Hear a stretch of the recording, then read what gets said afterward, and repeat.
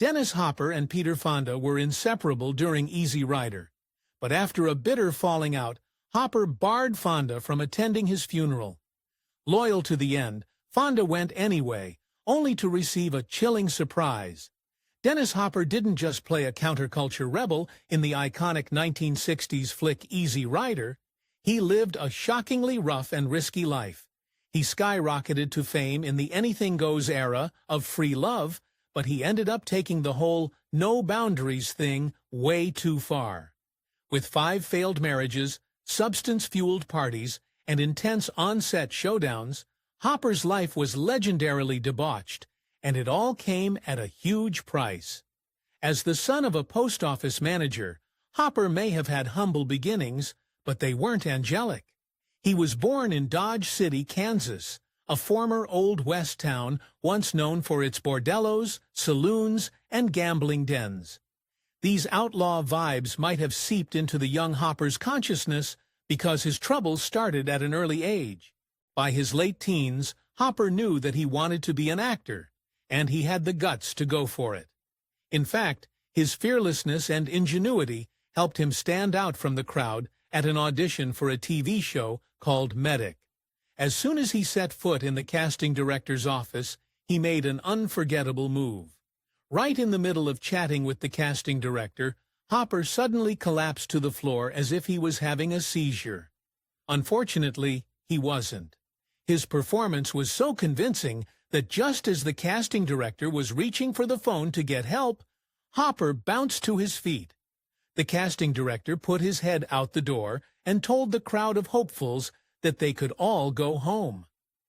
Hopper's next acting job was a small role in the legendary James Dean movie Rebel Without a Cause. Because the female lead hadn't been cast yet, and because the director Nicholas Ray didn't want to bother James Dean, it was Hopper who got to screen test with some of Hollywood's hottest young starlets. One in particular sent sparks flying. In the 1950s, a woman didn't usually make the first move unless her name was Natalie Wood.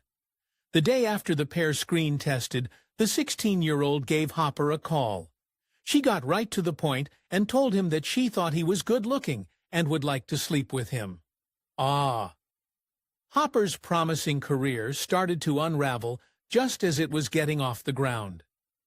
Following his work with James Dean, Hopper starred in the film From Hell to Texas, where he clashed fiercely with director Henry Hathaway. At one point, Hopper insisted on reshooting a scene more than 80 times before he actually did it the way the director wanted. By the end of filming, Hopper had also tried to leave the film 3 times. Unfortunately, he was also causing big trouble behind the scenes.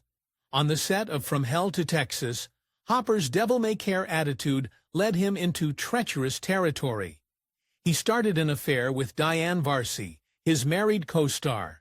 One day, while co-nuddling with Varsi, her husband stormed in on them, erupted in a fury, and attacked Hopper with a chair. Hopper, possibly undressed, tried to defend himself, but ended up covered in bruises. At the tail end of this troubled time on set, Hopper's director walked over to him and said, "Kid, there's one thing I can promise you. You'll never work in this town again." Hopper was always full of surprises, and his next move was no exception. Although settling down seemed to not be in his vocabulary, all that went out the window when he met actress Brooke Hayward while the pair were working on Broadway. She was a classy former debutante who was also childhood friends with Jane Fonda. He was a bad boy from Kansas, but the unlikely pair shared a bohemian, artsy outlook. After only a few months, they decided to make it official. Hopper's horrible reputation preceded him, and Brooke's father, Leland, a showbiz bigwig, was furious at their pending nuptials. The lovebirds hastily wed without even a planned reception. Dennis Hopper seemed like the last person who should marry, especially at the dawn of the swing in '60s. Even after having a child with Hayward, his bad boy behavior couldn't be tamed. Case in point, one night after Hayward tucked in the kids, she settled into bed with a book. Then Hopper appeared at their door with Jane Fonda and her husband, Roj Vadim. and he wanted them all to take part in some group activity. Hayward was furious, and she screamed at them all to get out. Hopper's Hollywood Hell's home with Hayward was seen by many as the substance-fueled, beating heart of Los Angeles' counterculture scene. The swing in '60s literally unfolded in their living room, with gatherings of bikers, Black Panthers, artists, rock stars, and writers happening on the regular. This artistic upheaval and social chaos became the perfect breeding ground for what would be Hopper's career-defining project. The mornings after of Hopper's raucous parties were a sight to behold, and they were often beheld by children. At one point, Hopper's 5-year-old daughter woke up to her group of Hell's Angels, scattered across 20 sleeping bags in the living room. Not only was Hopper partaking in mind-bending substances, but he was also drinking so much that his stepson said he reeked of booze, morning and night. It's said that hippies are supposed to embody peace and love. Well, someone forgot to tell Dennis Hopper. He began hitting his wife and took to carrying a revolver around at all times. Indeed, by now he had developed an interest in heavy artillery that bordered on obsession, and his stepson admitted he spent a lot of his childhood hiding in closets. While all this was going on, Hopper was working on what would become his magnum opus, the countercultural film Easy Rider. Pushed out of Hollywood for his intractable behavior, Hopper had begun to work with actor Peter Fonda and writer Terry Southern to develop the film independent of the rigid studio system. It would eventually pay off tenfold, but its production was horrendous. Before filming on Easy Rider even started, Hopper was already causing trouble. Initially, Rip Torn had been cast in the movie as George Hanson, but after an incensed Hopper reportedly pulled a blade on him in a pre-production meeting, Torn walked off the project. To be fair, this ended up working out as a then-unknown Jack Nicholson took over the role, though that hardly calmed things down once the film got rolling.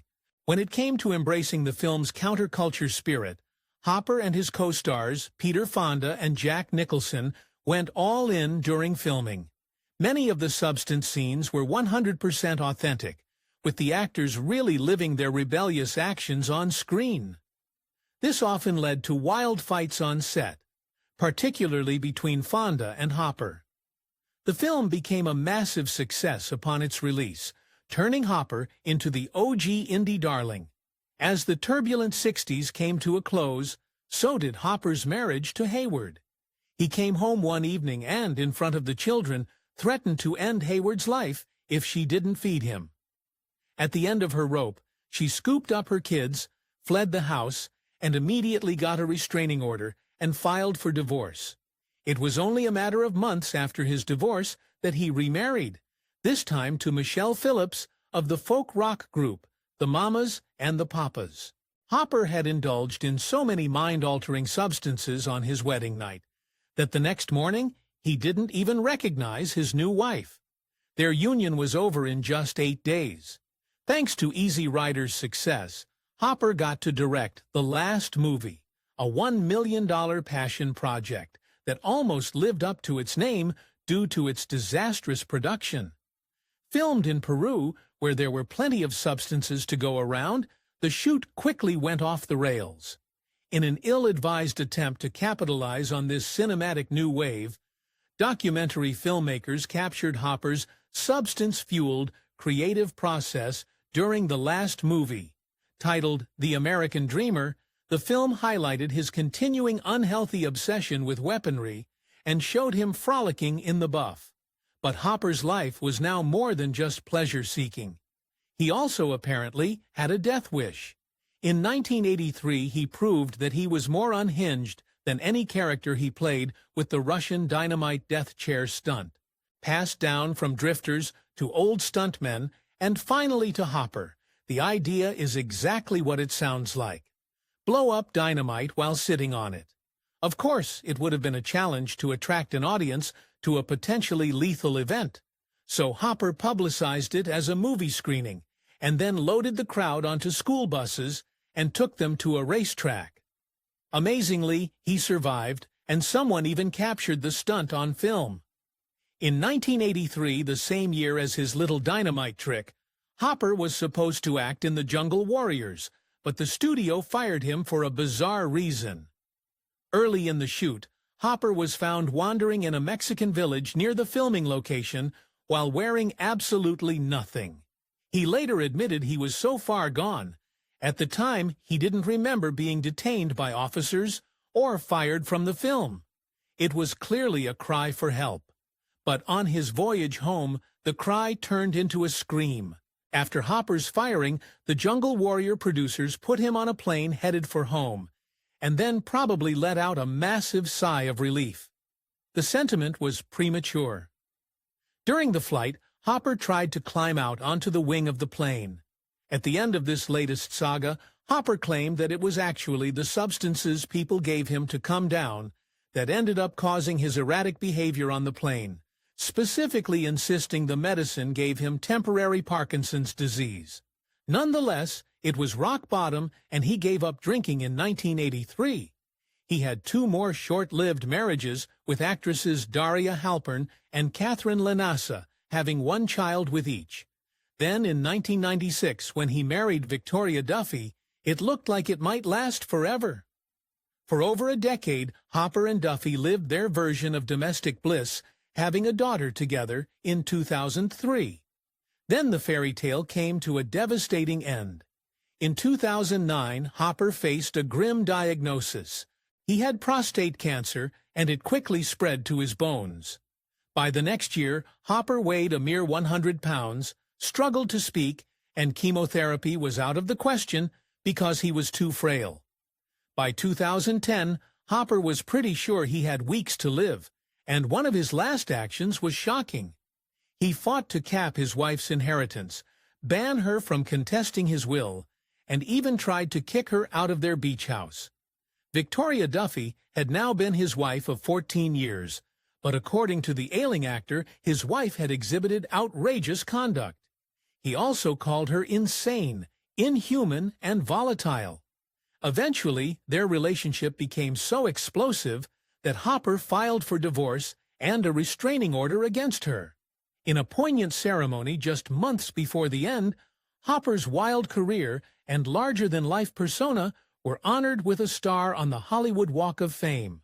Seeing the frail actor surrounded by friends, family, and fans would have been heartrending, especially so close to the theater where he once frolicked with Natalie Wood all those years ago.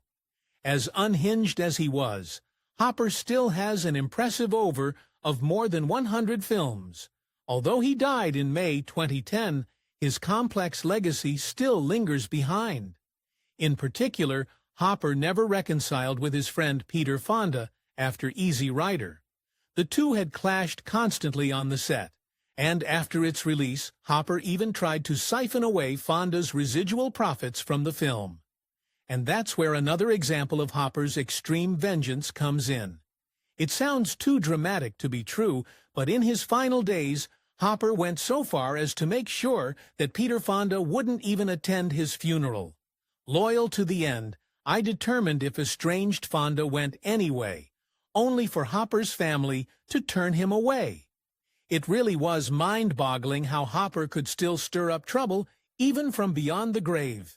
Amid his bitter divorce, he also banned his wife Victoria from his funeral. Nonetheless, he wanted their daughter Galen there.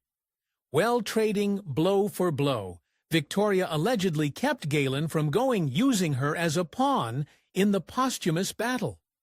At the height of his dysfunction, directly after Easy Rider, Hopper was reportedly at an executive meeting when he happened to see a bunch of powder in a gold dish. Being who he was, Hopper wasted no time sniffing the stuff up, only to learn the hideous truth. A horrified employee revealed that Hopper had just snorted the ashes of an executive's late wife.